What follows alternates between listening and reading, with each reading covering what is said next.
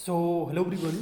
Today we will discuss one more topic, triple P, public private partnership in agriculture. Student, आज का जो session है इसमें हम लोग ट्रिपल पी का देखेंगे, जिसमें कंटेंट हम लोग अगर देखेंगे तो इसका इंट्रोडक्शन देखेंगे बेसिकली, और पब्लिक प्राइवेट पार्टनरशिप का मीनिंग एंड कॉन्सेप्ट क्या है इसका देखेंगे। Need for triple P in agriculture sector, तो क्या नीड हुई जिससे हमें ट्रिपल पी को एग्रीकल्चर सेक्टर में लाना पड़ा, एंड इसके जो बेसिक एलिमेंट्स हैं, एरियाज़ हैं, और जो प्राइवेट पार्टनरशिप है एग्रीकल्चर में उसको देखेंगे। टाइप्स और जो मॉडल्स हैं ट्रिपल पी के उसको हम लोग देखेंगे।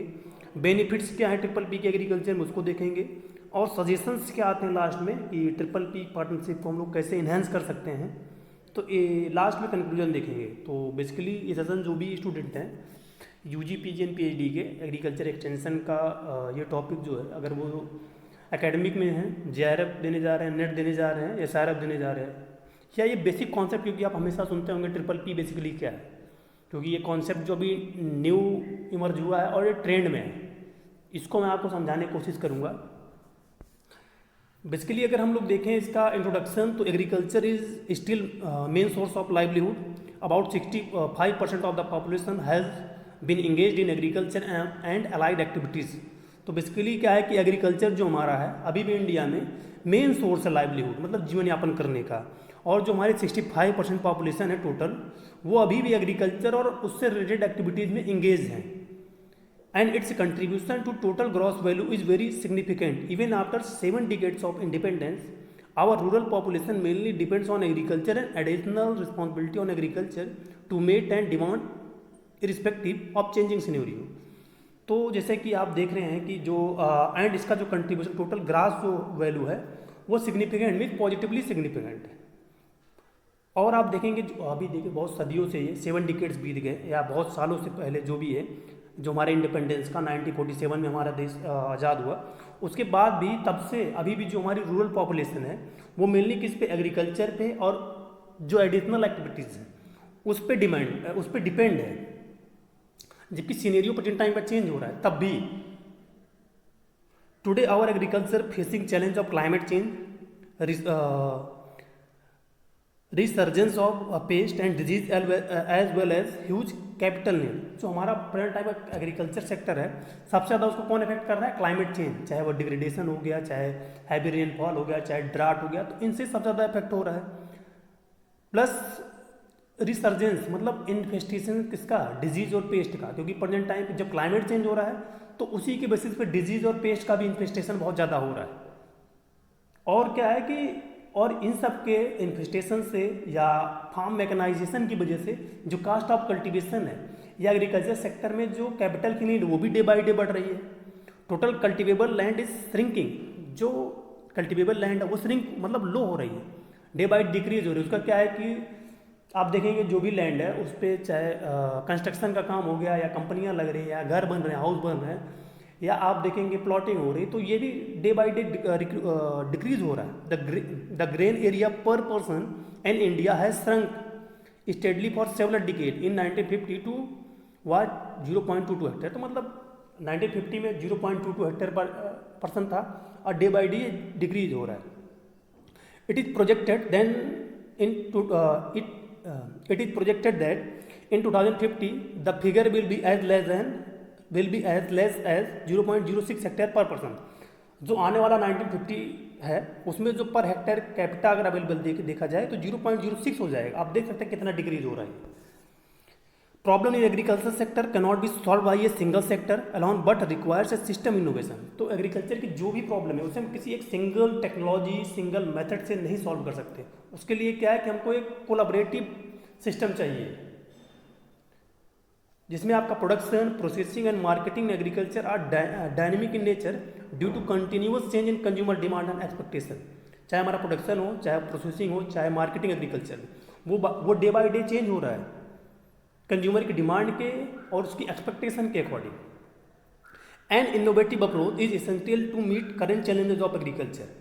तो पुन्नू स्वामी ने इस डिफिनेशन को कहा, या उन्होंने कहा कि एक इनोवेटिव अप्रोच हमको लेके आना है, जिससे कि जो करंट चैलेंजेस है उसको एग्रीकल्चर सेक्टर में उसको हम प्रॉपरली सॉल्व कर सकते हैं। इनोवेटिव अप्रोच क्या हो सकता है, एक आइडिया हो सकती है, एक मेथड हो सकता है, एक प्रोसेस हो सकता है। For improving the condition of these people there is a need to develop agriculture of these regions.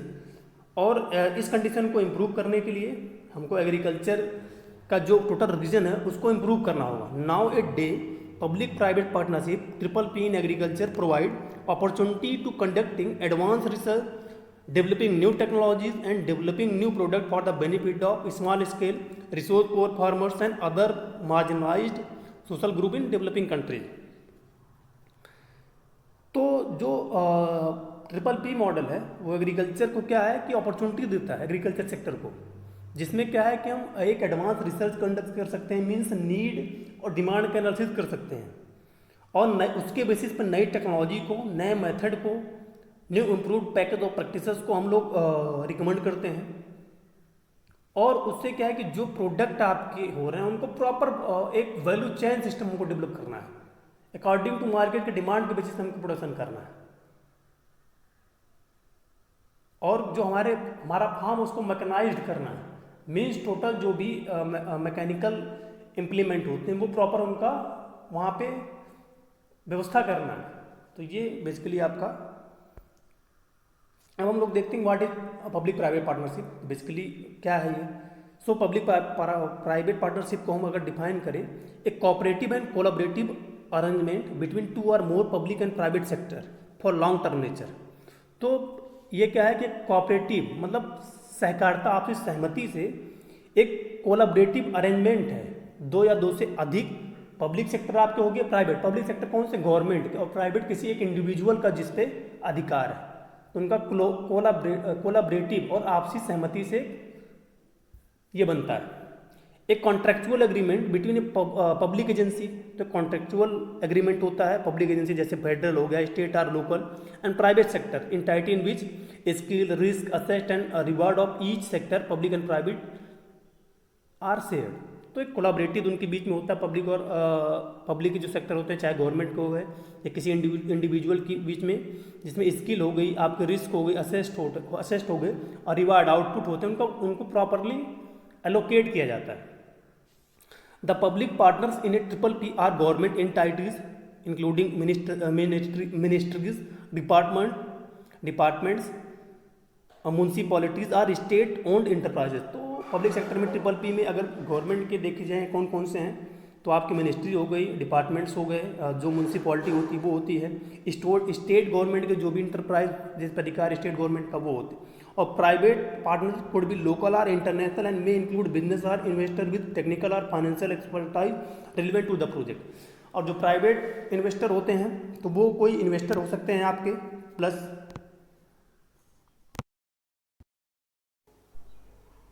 तो इसमें जो प्राइवेट सेक्टर का अगर हम देखें पार्टनरशिप होता है तो वो कोई एक लोकल इंडिविजुअल एंटरप्रेन्योर हो सकता है, या किसी ओनर हो सकता है किसी भी इंटरप्राइज या कंपनी का, या इंटरनेशनल हो सकता है, या कोई जो बिजनेसमैन आप समझ सकते हैं, इन्वेस्टर हो, टेक्निकल मीन्स उसको टेक्निकल अच्छी खासी नॉलेज या फाइनेंशियल सपोर्ट करे, तो ये प्राइवेट वाले हो जाते हैं। आप देखेंगे स्लोगन है PPP is a just a euphemism for riding the state of its responsibility to provide for the public. When public services are handed over the private firm, it guarantees long term profit with scant regard for people welfare। तो ये कहने का मतलब है कि जो इसका मतलब है कि जो आपका कोई भी वेंचर है, एंटरप्राइज है, जब पब्लिक के हाथों में तो उतना प्रॉफिटेबल नहीं होता, जबकि वही प्राइवेट के हाथों में ज़्यादा तो ज़्यादा प्रॉफिटेबल हो जाता है। अगर आप कॉन्सेप्ट इसका देखें, ए पब्लिक प्राइवेट पार्टनरशिप एक cooperative and collaborative arrangement between two or more public and private sector, typically a long term nature, already मैंने डिस्कस किया। ए पब्लिक प्राइवेट पार्टनरशिप एक कॉन्ट्रेक्चुअल एग्रीमेंट, ऑलरेडी हमने इसको discuss किया। So basically इसका need देखें हम कि नीड क्या पड़ा कि PPP को एग्रीकल्चर सेक्टर में लाना पड़ा। तो agriculture GDP is heavily weighted in favour of high value produce, horticulture, animal husbandry, dairy, poultry and fish product. As much as 75% of agriculture GDP value today is contributed by these products, Zika et al. 2016। तो agriculture की जो GDP है basically उसका जो high value produce कहाँ से produce होता है, हॉर्टिकल्चर हो गया, एनिमल हस्बेंड्री हो गया, डेयरी प्रोडक्ट हो गए, पोल्ट्री और फिश प्रोडक्ट। ये 75% जो एग्रीकल्चर की GDP है इन्हीं से निकल के आता है। ये सब प्रोडक्ट आपके इसमें कंट्रीब्यूट करते हैं। It can be said that only way India can achieve a 4% growth rate in agriculture is by laying greater emphasis on the allied sector. तो इसको हम ये भी कह सकते हैं कि इन सभी सेक्टर को मिला के भी 4% ग्रोथ रेट एग्रीकल्चर का जो अभी भी हो रहा है. India expenditure on agricultural research and development and education is currently about 0.6% of GDP from the agriculture and allied activities which need to raise at 1%. तो इंडिया अभी भी जो एग्रीकल्चर में रिसर्च और डेवलपमेंट के लिए चाहे वो एजुकेशन में 0.6% GDP का खर्च करता है, जिसकी क्या नीड है 1% खर्च करने की. ये प्लानिंग कमीशन 2011 में दिया था. It can be implemented in A number of areas like agriculture research, agricultural supply chain management, water set management, agriculture extension management, biotechnology etcetera. ये 1% को हम किस एरिया में लगा सकते हैं? एग्रीकल्चर रिसर्च में लगा सकते हैं, एग्रीकल्चर सप्लाई चेन मैनेजमेंट लगा सकते हैं, वाटर सेट मैनेजमेंट में लगा सकते हैं, एग्रीकल्चर एक्सटेंशन मैनेजमेंट में और बायोटेक्नोलॉजी में इसको लगा सकते हैं.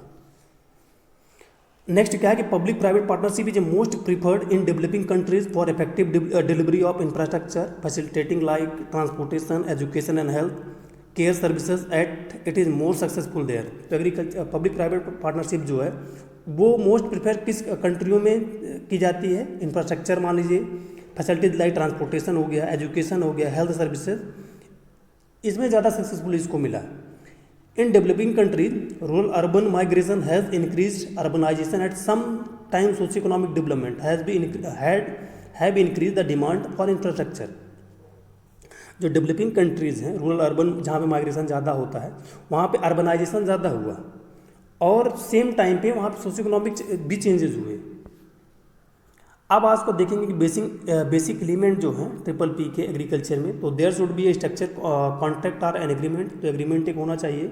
The provision of public infrastructure or services, और उसमें पब्लिक इंफ्रास्ट्रक्चर और सर्विसेज का इंक्लूड होना चाहिए. Reward system based on performance on output. तो रिवार्ड सिस्टम होना चाहिए, मतलब परसेंटेज से होना चाहिए based on the basis of output.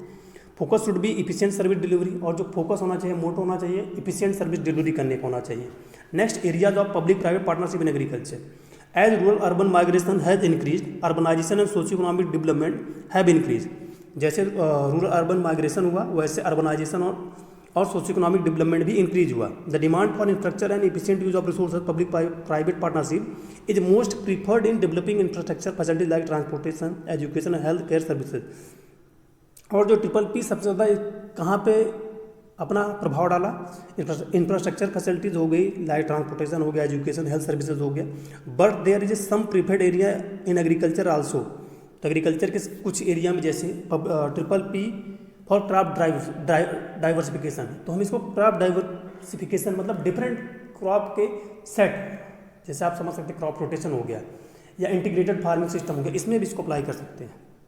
Public private partnership for contract farming through producer bodies and other. तो इसको कॉन्ट्रैक्ट फार्मिंग, जैसे कॉन्ट्रैक्ट ले लिया हम फार्मिंग करते हैं, ये कर सकते हैं. Public private partnership in agriculture extension, private extension services को प्रोवाइड किए जाते हैं, ये भी इसका एलिमेंट हो गया.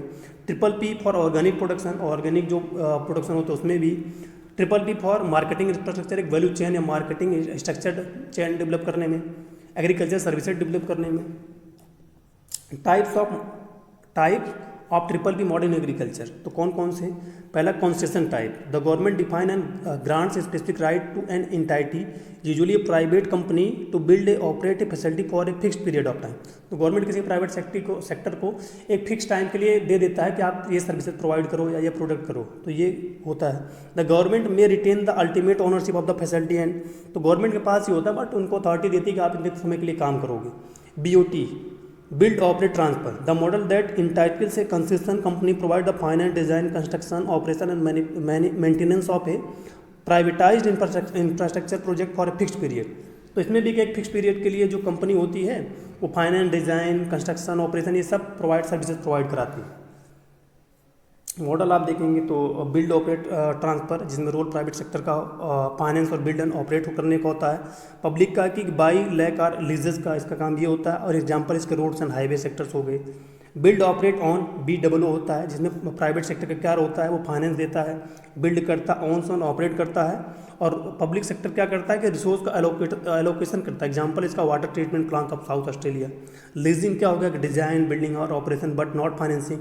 ये रोल क्या है कि प्राइवेट का, और इसका क्या है कि रोल है पब्लिक का वो रिस्क ट्रांसफ़र पार्सली करता है। इसका एग्जांपल श्रीलंका में लोकल गवर्नमेंट आप हो सकती है। इनफॉर्मल पब्लिक प्राइवेट कॉपरेशन, तो ये बेसिकली दोनों का कोलाब्रेशन होता है जिसमें coordination among national and local government donors होते हैं। तो इसके सोशल इश्यूज एग्जांपल हैं। जॉइंट वेंचर्स में, तो इसमें जो jointly finance own and operate facility दोनों लोग जॉइंट वे में करते हैं, इसका डेवलपमेंट ऑर्गेनाइजेशन हो गया एग्जाम्पल। ऑलरेडी मैंने एग्जाम्पल आपको बताया इसके। बेनिफिट अगर ट्रिपल पी का पहला कि it make agriculture and like sector more profitable, तो इसके आने से क्या है कि जो इफिशियंसी होती है वो इंक्रीज होती है एग्रीकल्चर सेक्टर की। It provide holistic solution at local level, और ये लोकल लेवल पे एक होलिस्टिक सॉल्यूशन देता है जो भी वर्कर होते हैं उनको। Dissemination and commercialisation of technology made possible, जो टेक्नोलॉजी आती है उनको प्रॉपरली डिसिमिनेशन होता है, उसको कॉमर्शलाइजेशन उनका व्यापार भी अच्छा होता है। With enhance knowledge we can ensure sustainability in development, और जब आपके पास नॉलेज होगी तो आप सस्टेन डेवलपमेंट करेंगे, सबको साथ लेके चलेंगे। It make research effective and practical for ender use, ये क्या है कि प्रैक्टिकल नॉलेज देता है, जो नॉलेज होता है उसको हम प्रैक्टिकल एप्लीकेशन करते हैं। ये टीम वर्क को इंक्रीज करता है, लोकल लीडरशिप को बढ़ाता है, ये वैल्यू चेन को बढ़ाता है, वैल्यू इनोवेशन को ज़्यादा इंक्रीज करता है, local private sector capacity develop करता है। तो ये सब इसके हैं। सजेशंस क्या हैं, तो अगर इसको देखने की स्ट्रेंथ करने के लिए, it would be appropriate to say that and partnership require patience and trust भी सक्सेस। तो इससे पार्टनरशिप में क्या है कि पेशेंस और ट्रस्ट होना चाहिए दोनों, पब्लिक और चाहे प्राइवेट में। We are looking at the long term benefit, it is very necessary to iron all creates at the first step itself. तो हम क्योंकि लॉन्ग टर्म के लिए बेनिफिट देख रहे हैं, तो ये नेसेसरी रिक्वायर है कि हमको फर्स्ट स्टेप पे खुद से आगे बढ़ना है।